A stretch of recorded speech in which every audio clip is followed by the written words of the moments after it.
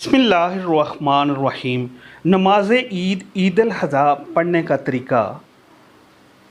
मैं नीयत करता हूँ 2 रकत नमाज ईद अल अज़हा वाजिब ज़ायद 6 तकबीरों के पीछे इस इमाम के मुँह में राह काबा शरीफ की तरफ और अल्लाह अकबर कहकर हाथ बांध लें।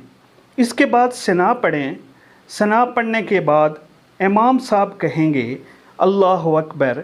इनके साथ हाथ कानों तक उठाएं और छोड़ दें और दूसरी बार इमाम कहेंगे अल्लाह अकबर और मुक्तदी भी हाथ उठाएं और छोड़ दें और तीसरी बार तकबीर कहेंगे। अब हाथ उठाकर बांध लें।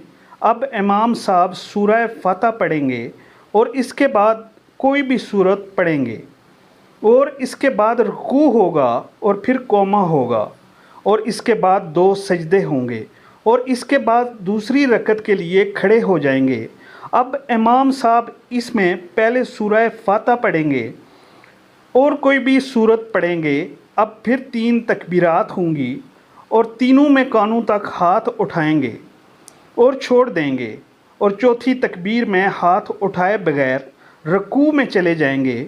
रुकू करने के बाद 2 सजदे होंगे और आखिर में कादा होगा, फिर सलाम होगा, फिर इमाम साहब खुतबा देंगे और दुआ होगी।